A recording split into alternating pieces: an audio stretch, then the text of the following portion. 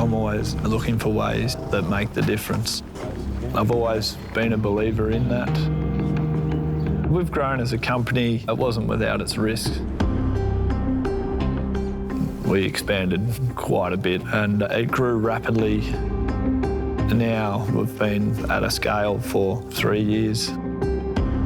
You then focus on refining every part of the business. I'm very proud just to have a spring like this. Spectacular. Count on Ciaron Maher and this amazing team here. They're a powerhouse, they're a juggernaut.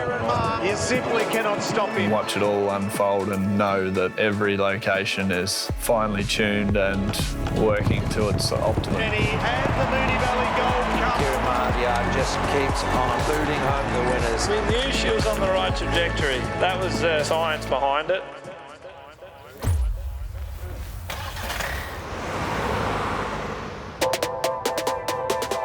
Here we're at Bong Bong Farm, an incredible facility, world-class setup. We have recovery modalities from the hypoxic chamber, saltwater walker, to the hyperbaric chamber.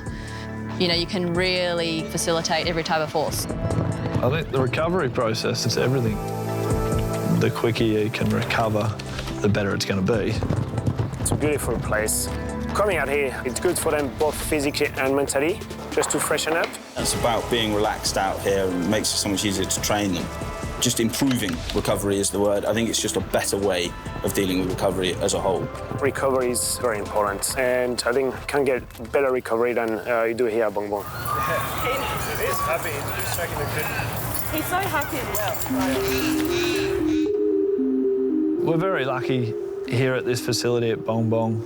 There's already an existing hyperbaric chamber. There might only be a couple here in Australia. The impact it will have on recovery, injuries, all the data on it so far, it's only positive. So certainly a very exciting space. If you go above or below by 1 psi, it's not a big deal, but it's also all pneumatic. So in the chamber right now we have Yvette. She has quite a complex injury where she's damaged multiple parts of both forelins. When she's in the chamber with the pressure, the oxygen molecules are reduced in size so they can get into every part of her body, oxygenating every tissue in her body. And hopefully we can get those structures to heal better so then we don't have any re-injury later on in her career. It's incredible, isn't it, to utilise this sort of science here at Ciaron's.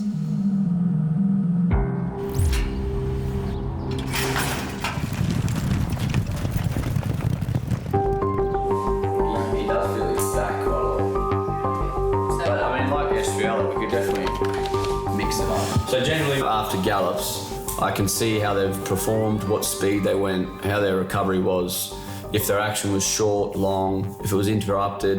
So the science and the data collection tells us when a horse is struggling or if part of their recovery is affected. The way our system works is that the data is summarised, so that all of a sudden gets transferred straight across to Prism, and it's readily accessible for the people that are programming and training the horses daily to make sure that when he gets to the race, he's cherry ripe and he's ready to go. Yeah, pass on 14s. That's up to you. I think for a long time, it's a big game of opinions, guessing. Is that horse fit enough? Is it not? It's interesting, though, because a lot of good horses sometimes don't have great recovery. So I suppose the beauty of the trackers is actually you get a benchmark on what the horse is usually like. You can use the trackers and go, looking at the data, it's improved. Or actually looking at the data, this horse has gone backwards. Why? What are we feeding it? The nutrition side, as we've seen in people, you know, gut health is everything. It's the root of nearly all problems. I think horses are very similar, very important and somewhat overlooked. The research is quite new and is fast developing in the equine world. The horses with higher bacteria diversity in their gut are actually better performing. For so many years, people have just fed a packet of food that says horse feed without actually really looking into what it is and why they're feeding it. We know that if we don't eat the right thing, we don't feel like getting up off the couch and performing at our best. So if we can improve that from the inside out, then we're getting more out of our horses. I'm Dane. I've been here for about a year at Ciaron's and I'm in charge of all the feeds. I'm head chef, as some will say. We've tried Easy Feed 3. It's nice, sweet, but also a bit salty. Our horses will love it. We've also got our combination chaff here. And then here we've got our performance. This is, so if we start noticing fluctuations in the pH and in the poo and stuff, we'll change up. That was a bit easier on their gut. We're monitoring different measures that look at how well a horse is digesting their feed, and then from that information, then we can make changes to that horse's diet, specifically to them, because all our horses are different, just like people. This is reducing stomach ulcers. We've had so many less issues in the last 6 months to a year, just because of how much we're focusing on their gut health now. And that was a 6.1 at 26. So yeah, it is quite low. So we'll have to have a look at her diet and see what we can change to make her a bit more healthier.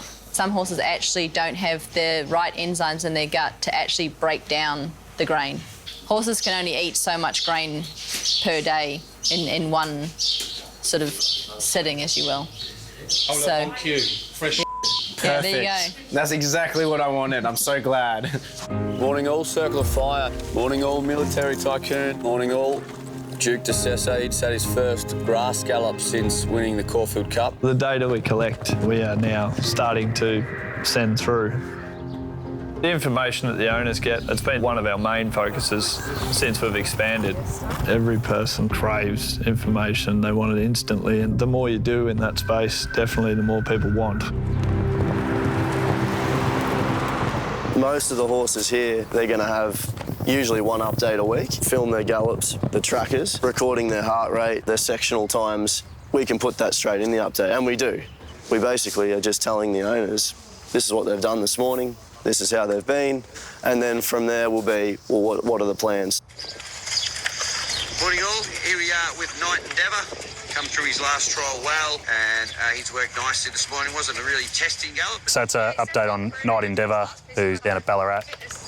He's heading towards his final trial of the prep, and then off to the races, but it's got a lot of data on here. You got the splits, you got his speed, heart rate. That information generally doesn't come out from other training complexes, and then to have the jockey talking about it as well while you're watching the gallop. Fitness is definitely coming along nicely. He's very straightforward. He led the gallop today. So I do feel more part of it. Yeah, it's not much better than that. At the end of the day, owners are attracted to success, as we all are. Right on the line, Southport Tycoon. Ciaron Maher's Quinnell of the race. Two good colts fighting it out. Nothing better than that. You had no right to do that. When we purchased Southport Tycoon, Ciaron and I come up with a bit of a plan to try and win the Manikato. We probably wouldn't have thought about a Manikato if it wasn't for the data. Was showing him that he could win over 1,200 at that level, so yeah, the data works.